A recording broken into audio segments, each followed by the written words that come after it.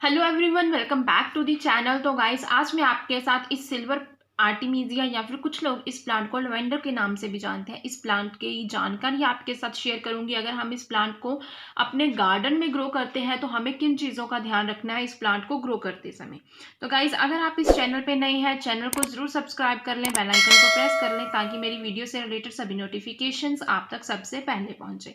तो गाइस, इस ये ऑर्नामेंटल प्लांट है, हार्डी प्लांट है, इजीली ग्रो हो जाता है अगर आप इसे ग्रो करते हैं अच्छे से अपने गार्डन में। और जो चीज़ें आज मैं आपके साथ शेयर करने जा रही हूँ, आपको उन चीज़ों का ध्यान रखना है जब भी आप इस प्लांट को अपने गार्डन में ग्रो करते हैं। जब हम इस प्लांट को हल्का सा हिलाते हैं या फिर हल्का सा टच करने से इस पे हल्की सी फ्रेग्रेंस आती है, हल्की सी स्मेल आती है। हालांकि ये प्लांट लेवेंडर प्लांट नहीं है जिससे ऑयल निकलता है, ये वो वाला प्लांट नहीं है, लेकिन इससे हल्की सी स्मेल जरूर आती है। इसी के साथ ही अगर इस प्लांट के बारे में मैं और बात करूं तो ये जो प्लांट है, जिस भी एरिया पे आपने लगाया है, मान लीजिए आपने 6 से 7 प्लांट्स के ग्रुप में इसे लगाया है, इसी के आसपास छोटे छोटे पॉट पड़े हुए हैं, आपने रखे हुए हैं, तो उन पे भी इंसेक्ट्स का अटैक नहीं होता। इस प्लांट पे तो इंसेक्ट का अटैक बिल्कुल भी नहीं होता, और जो इसके आसपास वाले प्लांट होते हैं उन पे भी नहीं होता। मिट्टी की बात नहीं कर रही हूँ, हवा की बात कर रही हूँ। हवा में जो है इस प्लांट को जिस भी जगह पे आपने रखा है उसका छोटे से एरिया में जो है हवा में इंसेक्ट का अटैक इस प्लांट पे या फिर उन सभी प्लांट्स पे नहीं होता। इसी के साथ ही गाइस, अगर इसके पोट की बात करूं तो आपको प्लांट के अकॉर्डिंग, प्लांट के साइज के अकॉर्डिंग ही इसको पोट देना है। तो पोट का साइज बहुत ज़्यादा नहीं होना चाहिए, ये ना हो कि पोट का साइज बड़ा हो लेकिन प्लांट का साइज जो है वो छोटा हो। आपको पोट के अकॉर्डिंग ही प्लांट के अकॉर्डिंग ही आपको पोट का साइज देना है।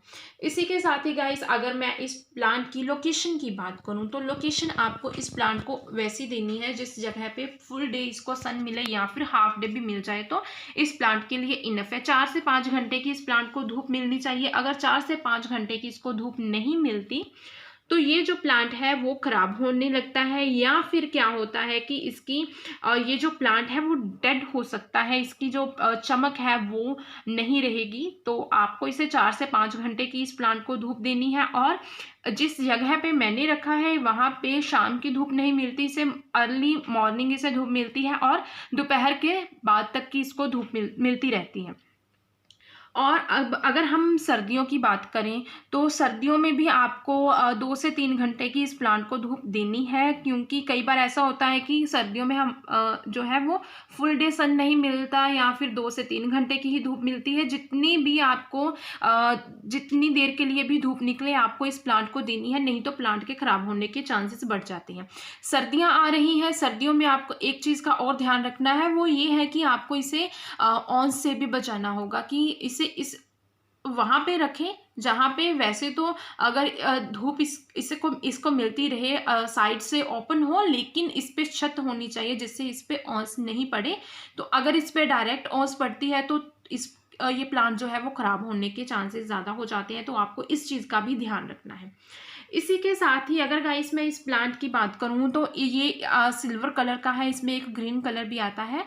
तो जो सिल्वर कलर का है ये बाकी जो ग्रीन प्लांट्स हैं उनमें पड़ा हुआ काफ़ी ज़्यादा अच्छा लगता है, तो दिखने में काफ़ी ज़्यादा अट्रैक्टिव लगता है। और इसी के साथ ही गाइस, जो इसकी ये जो ड्राई लीव्स है ये आपको साथ साथ में हटाते जाना है। जब भी इसकी पत्तियां ड्राई हो जाएं आप इसको ऐसे नीचे से हटाते जाएं, जैसे यहाँ पे मैं आपको दिखा रही हूँ। तो जो इसकी ड्राई लीव्स हैं इनको आपको हटाते जाना है साथ साथ में, और यहाँ से ही इसकी जो है न्यू ग्रोथ आनी स्टार्ट हो जाएगी। यहाँ पे आप देख भी रहे होंगे काफ़ी सारी इसकी न्यू ग्रोथ भी आई है।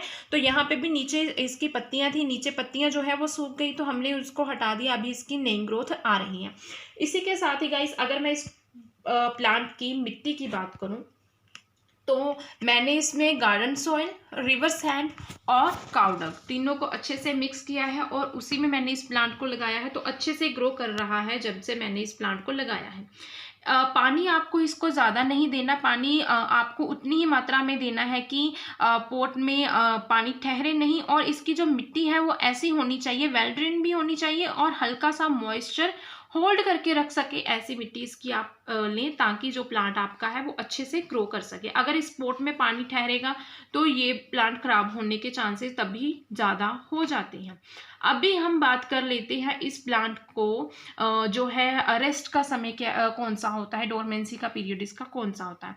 तो जो विंटर का समय है वो इस प्लांट की ग्रोथ स्लो हो जाती है और जो है इसका डोरमेंसी का पीरियड होता है विंटर का समय और जो है न्यू ग्रोथ इसकी समर्स में होनी स्टार्ट हो जाती है। तो आपको क्या करना है, समर्स की स्टार्टिंग में ही इस प्लांट की प्रूनिंग भी कर देनी है ताकि जो है ये प्लांट अच्छे से ग्रो करे। और जैसे कि मार्च की स्टार्टिंग में आप इस प्लांट की प्रूनिंग कर दे ताकि इसकी जो ये प्लांट बुशी भी दिखे और इसकी नई जो पत्तियां हैं वो भी अच्छे से आए और वो दिखने में भी काफ़ी ज़्यादा सुंदर लगे। तो गाइस इस पे छोटे छोटे फूल भी आते हैं, फ्लावरिंग भी इस पे होती है, वो समर्स में होती है। जब इसकी फ्लावरिंग होगी तो वो भी वीडियो मैं आपके साथ शेयर करूँगी समर्स में।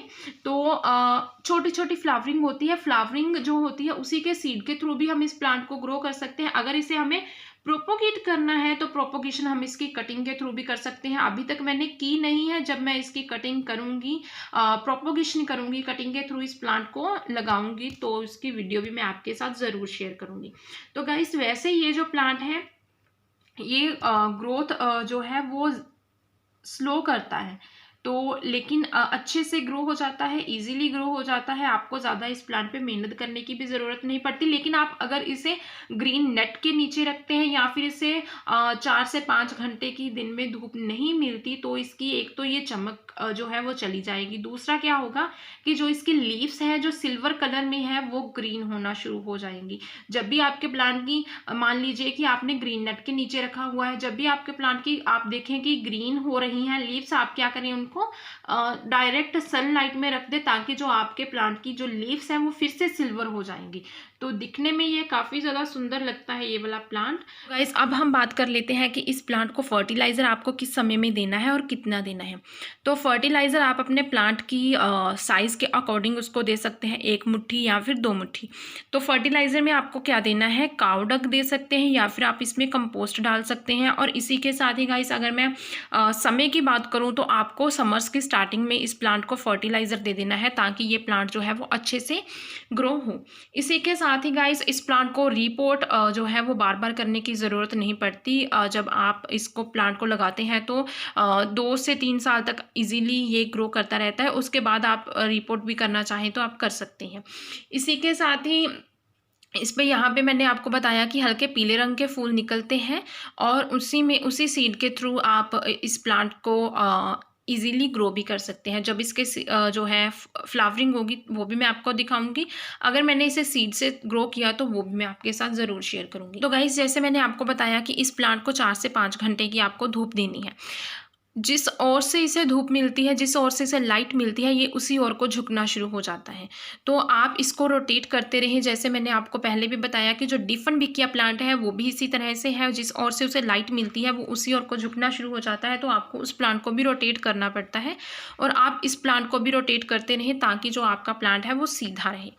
और इसी के साथ ही गाइस अगर मैं इस प्लांट की और बात करूं तो ये जो प्लांट है ये जो जब इस प्लांट को आप पानी ज़्यादा दे देते हैं तो जो इसकी नीचे की पत्तियां हैं वो बेंड होना शुरू हो जाती हैं या फिर वो ड्राई होकर जो सूख कर वो नीचे गिरना शुरू हो जाती हैं। तो ये थी आज की वीडियो अच्छी लगी हो तो वीडियो को लाइक ज़रूर करना, चैनल को सब्सक्राइब ज़रूर कर लेना, बेल आइकन को प्रेस कर लेना ताकि मेरी वीडियो से रिलेटेड सभी नोटिफिकेशंस आप तक सबसे पहले पहुँचे।